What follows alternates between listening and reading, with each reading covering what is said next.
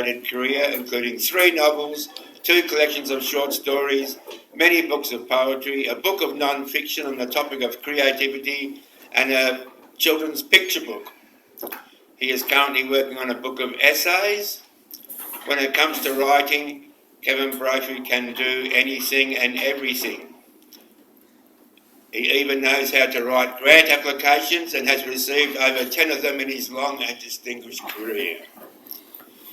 Kevin is a past chair of the board and present live member of Writing Victoria. He's the patron for the Melbourne Poets Union since 2004. He's a member of the publishing executive of Five Islands Press. He's lots of things. He's done lots of things. And he's done.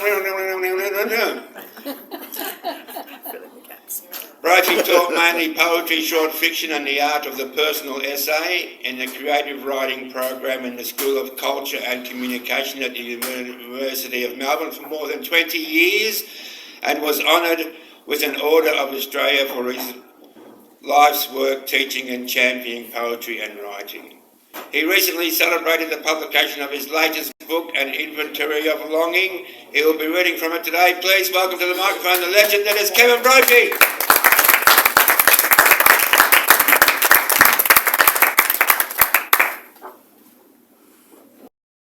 Thanks, Myron, and thank you for being here today. Thanks to Black Forest Smoke. That was very amusing. Robert over there said that I should now sing my poems. But then I asked him, do you call what Myron was doing singing? So I thought I'd just read you a couple of grant applications. Is that okay? We're going to start with a Billy Collins poem. Billy Collins, American poet. This was written in 1988, which doesn't make it stale. And I'm reading it with no justification at all, except that it's never too late for some whimsy. So this little poem's called Advice to Writers. Even if it keeps you up all night, wash down the walls and scrub the floor of your study before composing a syllable. Clean the place, as if the Pope were on his way. Spotlessness is the niece of inspiration. The more you clean, the more brilliant your writing will be. So do not hesitate to take to the open fields, to scour the undersides of rocks, or swab in the dark forest, upper branches, nests full of eggs. And when you find your way back home and stow the sponges and brushes under the sink, you will behold in the light of dawn the immaculate altar of your desk, a clean surface in the middle of a clean world. From a small vase, sparkling blue, lift a yellow pencil, the sharpest of the bouquet, and cover pages with tiny sentences like long rows of devoted ants that followed you in from the woods.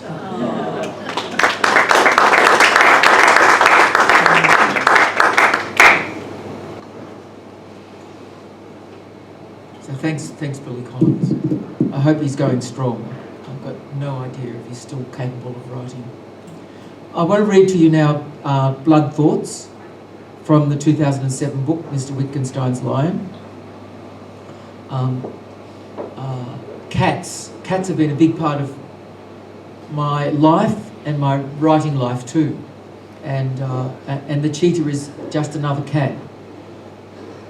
And this poem came about for, I guess, maybe 3 reasons. One reason was that my daughter was doing a school project on the cheetah, and she has an ability to involve the rest of the world in whatever she's doing. So I got drawn in to researching the cheetah, and of course I became fascinated with the way the cheetah can run down its prey, but also fascinated to learn that being such an efficient hunter doesn't do it much good, because unlike the lion, the cheetah doesn't guard its dead prey.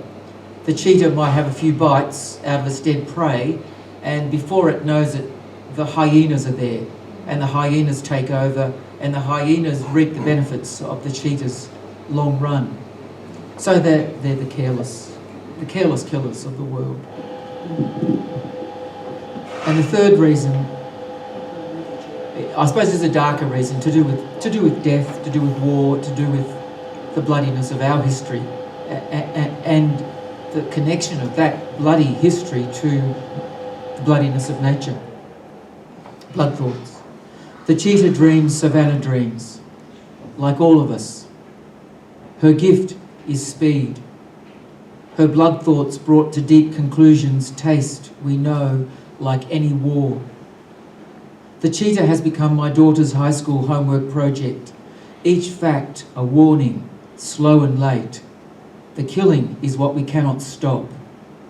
For the cheetah is a fast and careless beast, whose kill is torn from her by creatures that follow her, dark and quick as hindsight.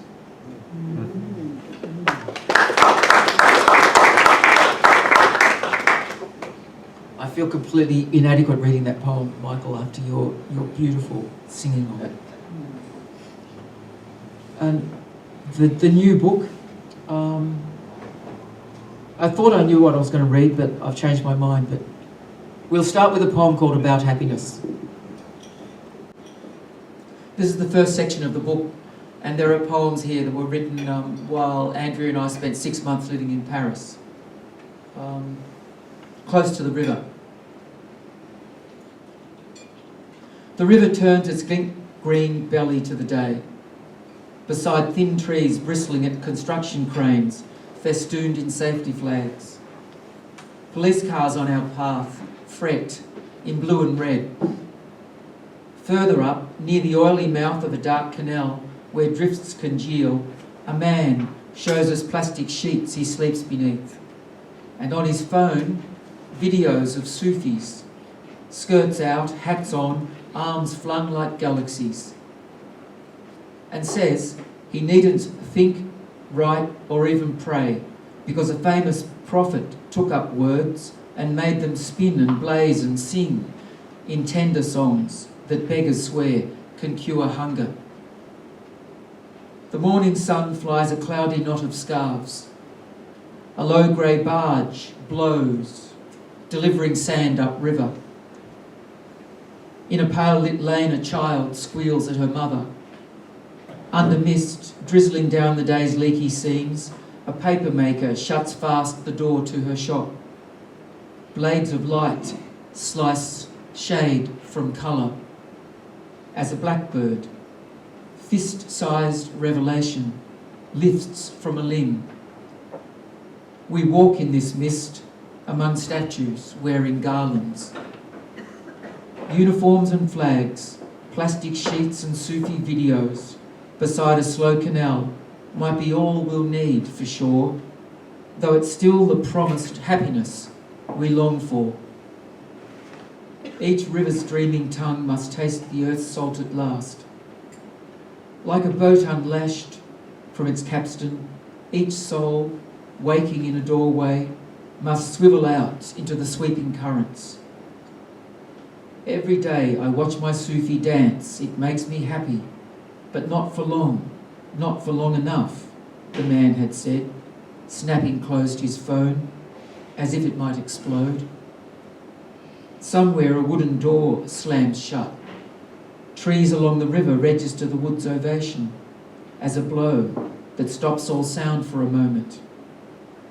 Shot through with morning light, time slips ahead and past us, pauseless as this river's sleepless, spinning, onward, happy rush.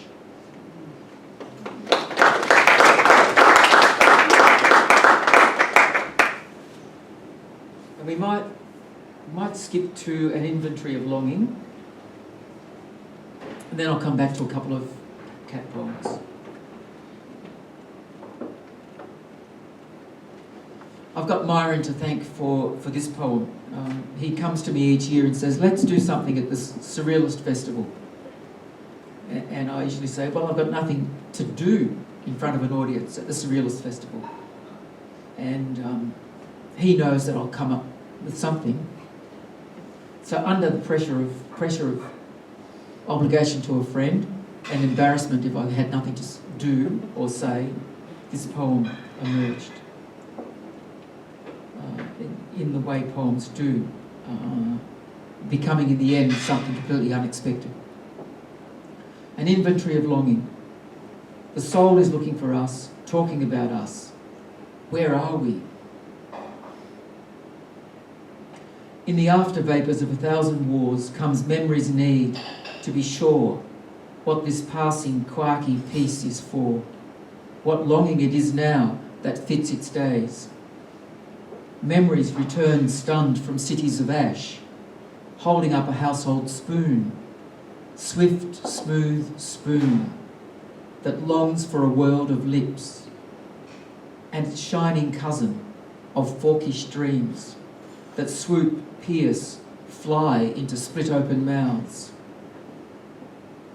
Count within this piece, among all there is, common carpet too, always made of stuff that's smoky, thin, trampled in, dull, and nervy as a child laid out in a school infirmary.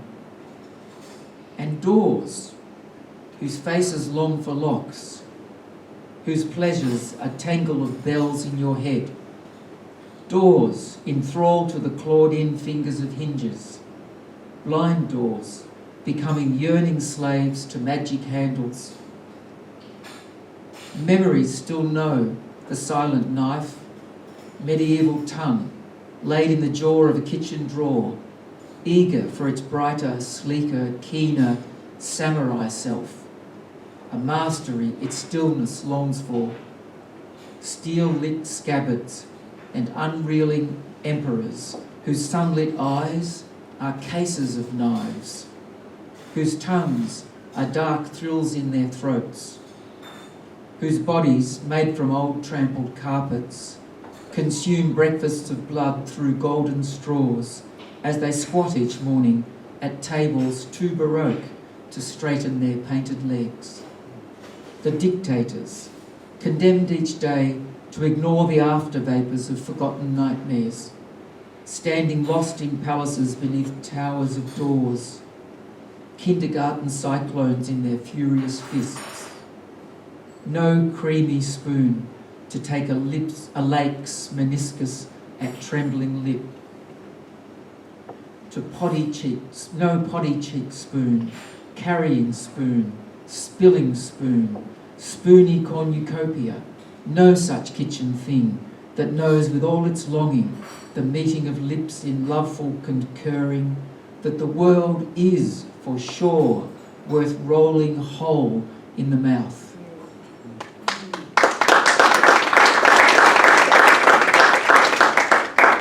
So we'll come back to a couple of cat poems. Andrea and I were asked to look after a cat in a house in Yakandanda, and this cat, her name is Rose, and Rose appeared at the house one day and adopted the house, as cats do.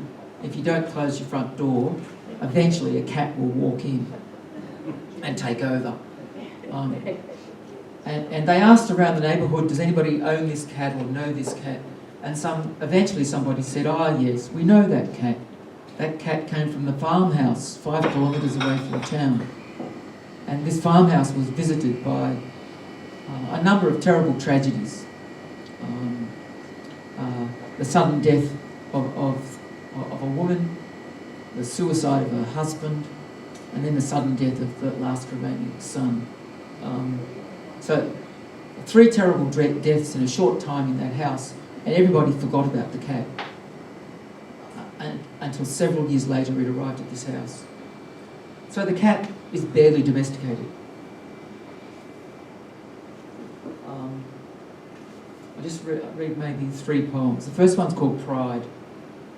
After a day's hiding from tradesmen in your place beneath the floorboards, you slip back up, your duster tail dangling a spider's web, your startled head greeting with a nudge each table leg.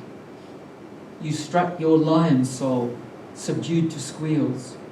You shudder from shoulder to tail as you come right up to us, raising that nuggety skull, for fingertip scratches on top of that purring brain until satisfied we're your kind of creature, and without needing to form that thought, you offer your company, stretched out on the floor beside us, all cats together here.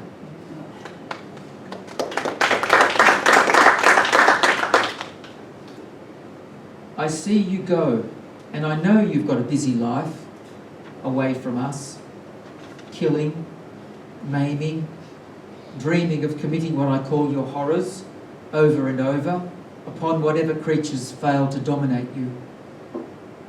Tomorrow we'll make together another ritual of graceful entrances, salt departures, unspoken prayers answered with your usual silence, or maybe with a quick squeal that might mean no more than mild contempt for our daily lives.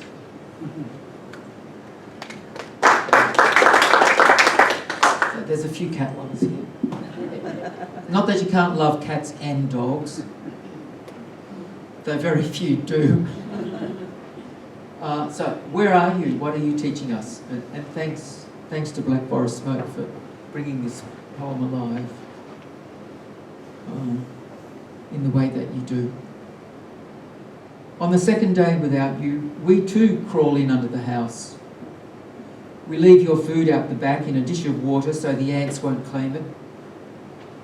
In silence, I talk with you, asking what might be on your mind, what plans might be sifting through you, and where the shade might be where your days go by. This blazing summer yaws further from its axis, upended by your absence. Do you think we don't think about you keeping away? Don't you hear us call, pace, stand, listen? What more, we wonder, will we understand about ourselves when you reappear? Your riddling silence regarding questions we don't yet have the courage to put to you feels like an answer we should have known long ago.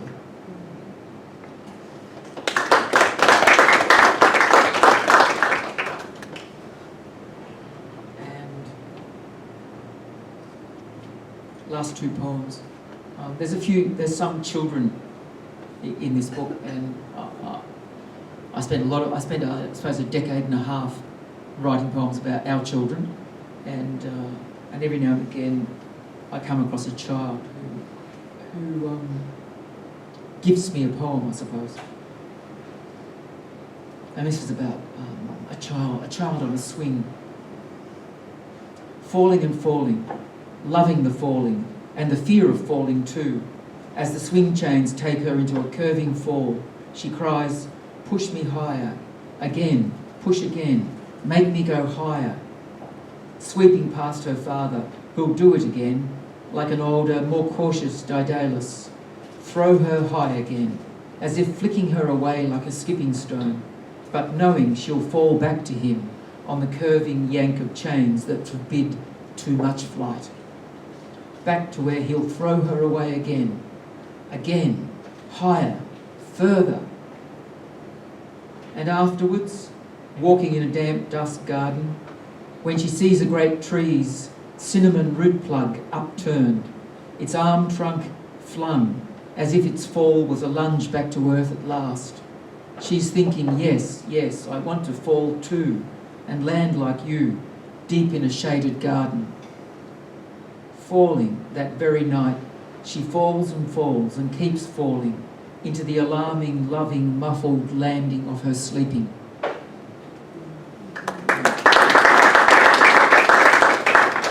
The publisher of the children's book that I was lucky enough to write with, Jules Obey, contacted me one day and said, I'm publishing an anthology of children's poems. Do you have any children's poems? So I sent him that poem. And he wrote back and said, I'm sorry, that's too adult for children to be reading. Maybe it is, I don't know. The title of this poem is almost longer than the poem itself. December 2019, the Australian government buries the arts deep within the Department of Infrastructure, Transport, Regional Development and Communications. That's the title. Don't need to read the poem. If there were no poets, no one would notice. No one would say, where are those poets? What happened to them? What could be done without them? The police would still be striking for better pay. Anarchists would still be setting fire to rubbish bins. Buses would still be running late or early or not at all. Churches would still want you for your sins.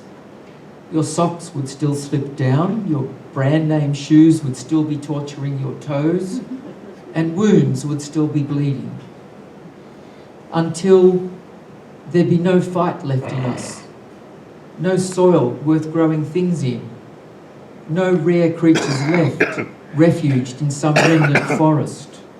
Nothing left but what's been piled in rubbish yards for years. Until only one or two of us remember the stricken songs we carried so quietly and once gave out in timely gasps and whispers. Thank you.